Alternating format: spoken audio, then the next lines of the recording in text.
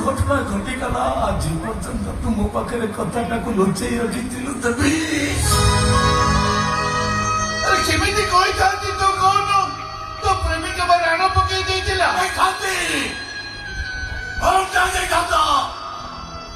ଆରେ ତୁ ଯୋଉ ପ୍ରତି ମୁହୂର୍ତ୍ତରେ ଚଳି ଚଳି କରୁଛୁ, ଆରେ କେବେଠାରୁ ଏତେ ଭଲ ମଣିଷ ହେଇପାରିବେ ଦେବୀ? ଆହୁରି ଗୋଟେ କଥା ତୁ ଜାଉନି, ତୋ ଭଉଣୀ ଆଶା ମୋ ପାଇଁ ମରିନି, ତୋ ଫ୍ୟାକ୍ଟ୍ରିର ମ୍ୟାନେଜର ତାକୁ ମାରି ଦେଇଛି। ହଁ ବାବୁ, ଆପଣଙ୍କ ଭଉଣୀକି ଆପଣଙ୍କ ମ୍ୟାନେଜର ଡନ୍ ମାରିଛି। ଆପଣଙ୍କ ବାପା ଦେଖିଦେଲେ ବୋଲି ସବୁ ପ୍ରମାଣ ନଷ୍ଟ କରିବାକୁ ଯାଇ ଆପଣଙ୍କ ବାପାଙ୍କୁ ମାରି ଫ୍ୟାନରେ ଟାଙ୍ଗି ଦେଇଛି। ଏଇ କଥାଟା ତମେ କେମିତି ଜାଣିଲ? ଝିଟିପିଟି କି ମଦ ପାଇଁ ସବୁ ରେକର୍ଡିଂ କରିଛି ଆଜ୍ଞା। ଆପଣଙ୍କୁ ହାତ ଯୋଡୁଛି ଆଜ୍ଞା, ସେ ଟାଟୁବାଲା ଡନ୍କୁ ବାଲେଶ୍ୱର ଜେଲକୁ ପଠାନ୍ତୁ। ସେ ଶଳା ହାରାମି ସେଠି ଚକ୍କି ଦେଉଛି। ଏଥର ସବୁ ସତ କଥା ଶୁଣିଲୁ ତ? ଜାଣିଛୁ ଦେବୀ, ନୂଆ ସହିତ ଖୁସିର କାହିଁକି ବାହାଘର କରିଛି ଜାଣିଛୁ? ରାକ୍ଷସ ନାଇଁ ରେ ଦେବୀ, କେବଳ ଖୁସିର ଶଙ୍ଖା ସିନ୍ଧୁକୁ ବଜ୍ର କରିବା ପାଇଁ। କାହିଁକି ନା ମୋ ଭାଇ ସାନ ଭାଇ ବିନୟକୁ ଲିଭର କ୍ୟାନ୍ସର। କେହି ନ ଜାଣିନେବି। ଡାକ୍ତର ପ୍ରଥମେ ମତେ କହିଥିଲା ଯେ ତୁ କହିଲି ଖୁସିର ଶଙ୍ଖା ସିନ୍ଧୁରୁ କେମିତି ମୁଁ ଜାଣିଛୁ ଉଜାଡ଼ି ଦେଇଥାନ୍ତି। ଆଉ ଗୋଟେ କଥା ଜାଣିଛୁ? ଆରେ କାହ୍ନୁଆ ଏ ଘର ଚାକର ନୁହେଁ, କାହ୍ନୁଆ ହଉଛି ଆମମାନଙ୍କର ମାଲିକ। କାହିଁକି ନା ମୋର ସମସ୍ତ ପ୍ରପର୍ଟିକି ମୁଁ କାହ୍ନୁଆ ନାଁରେ ଉଇଲ୍ କରିଦେଇଛି। ବିଶ୍ୱାସ କର, ମୁଁ ତା ନାଁରେ ଉଇଲ୍ କରିଦେଇଛି। ସାଙ୍ଗ ତୁ ସତରେ ହିରୋ ବେ। ଆଇରେ ଟିକେ କୁଣ୍ଡେଇ ପକେଇବି।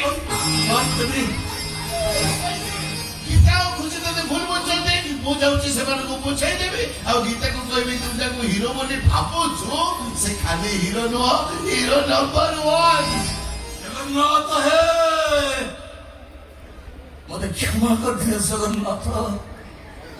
କାହିଁକି ନା ଯୋଉ ଗୀତା ଝୁଳି ଝୁଳି ଆଜି ପର୍ଯ୍ୟନ୍ତ ବଞ୍ଚିଛି, ଏତେ କଷ୍ଟ ପାଇଛି, ମୁଁ ତାକୁ ଭୁଲ ବୁଝିଛି, ଦୁଃଖ ଦେଇଛି, କଷ୍ଟ ଦେଇଛି। ମତେ କ୍ଷମା କରିଦିଅ ଜଗନ୍ନାଥ, କ୍ଷମା କରିଦିଅ ମତେ। ଏତିକି ମତେ ତମ ଘରେ କଣ କରୁଛ? ତମ ପାଟି କରି ଗୀତକୁ ଖୋଜୁଛ ନା? ନାଇଁ ଆରେ କାହାକୁ ଖୋଜୁଛ? ତମକୁ। ମତେ ଖୋଜୁଛ? ହଁ, କାହିଁକି? ଆଜି ସେ ଆଖି କରି ଦେଖିବି, ତମ ସହିତ ମନ ଇଚ୍ଛା ଗପିବି। ମୋର ରାଗ ଛିଡ଼ାଉନି। ଖାଲି ସେତିକି ନୁହଁ, ତମକୁ ମନ ଇଚ୍ଛା ଗାଳିଦେବି। ବାପରେ ବାପ, 15 ବର୍ଷ ପରେ ଆଜି ରୋମାଣ୍ଟିକ ଡାଇଲଗ ମନେ ପଡିଗଲା ନା? ଆରେ ଯେତେବେଳେ ତ ମନ ଦୁଃଖ ହୁଏ, ରୁଷ୍ନା ମୋ ସୁନାମୁଣି ଗୀତ ଗାଅ। ଆଜି କଣ ହେଲା?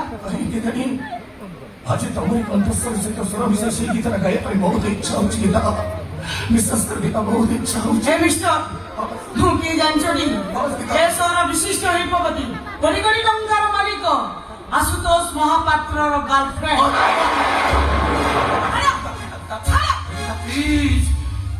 ଗୀତା ଗଛରେ ଯେତେବେଳେ ଫୁଲଟା ଭରପୁର ଥିଲା, ଫୁଲ ଯେତେବେଳେ ଆସି ଦେହରେ ପିଟି ହଉଥିଲା, ସେତେବେଳେ ମୋର ଫୁଲ ନୁହଁ, ଫୁଲର ବାସ୍ନାକୁ ଭଲ ପାଉଥିଲା। ଆଜି ତ ଏଇ ଭରଟା ବୟସର ଅପରାହ୍ନ।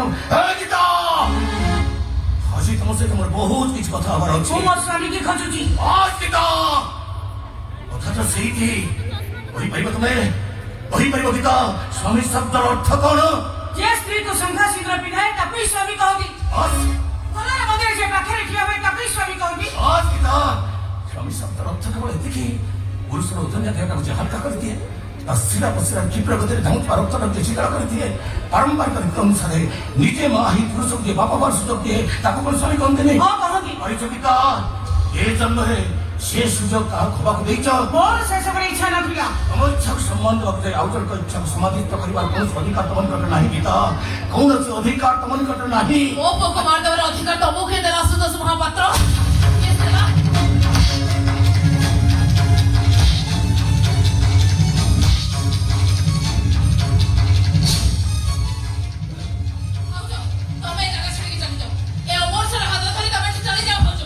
ଆଜି ଗୋଟେ ମାଆକୁ ତା କର୍ତ୍ତବ୍ୟ ପାଳନ କରିବାକୁ ଦିଅ। ତମକୁ ତମ ଶଙ୍ଖା ସିନ୍ଦୁରର ନିୟମ।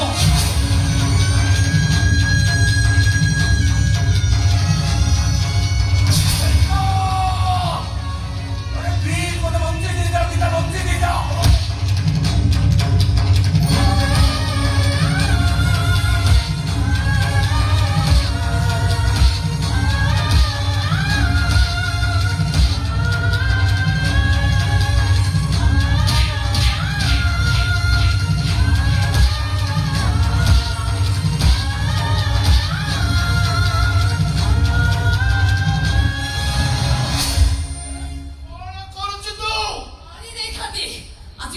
ପ୍ରତିଶୋଧ ନେଇଛି ତୋ ପ୍ରତି ମୋ ପ୍ରତି ମୋ ପୁଅ ପ୍ରତି ହେଇଥିବା ଅନ୍ୟାୟର ଆଜି ମୁଁ ପ୍ରତିଶୋଧ ନେଇଛି ତୁ କଣ କରିଥିଲୁ ଚାଣ୍ଡାଳି ଆଉ ଟିକେ ଯଦି ତୁ ଲେଟ୍ କରିଥାଉ ନା ଆକୁ ମାରି ଦେଇଥାନ୍ତି କଣ କରୁଛୁ ତୁ ଏ ବେଇମାନଟାକୁ ଆଜି ମୁଁ ମାରିଦେବି ତୁ ଯାହାକୁ ବେଇମାନ କହୁଛୁ ତୁ ଯାହାକୁ ବେଇମାନ କହୁଛୁ ସେ ବେଇମାନ ନୁହଁ ସେ ଭଗବାନ ସେଇ ଭଗବାନଙ୍କ ଗାଳିବା ମୁଁ କହୁଛି ଶୁଣ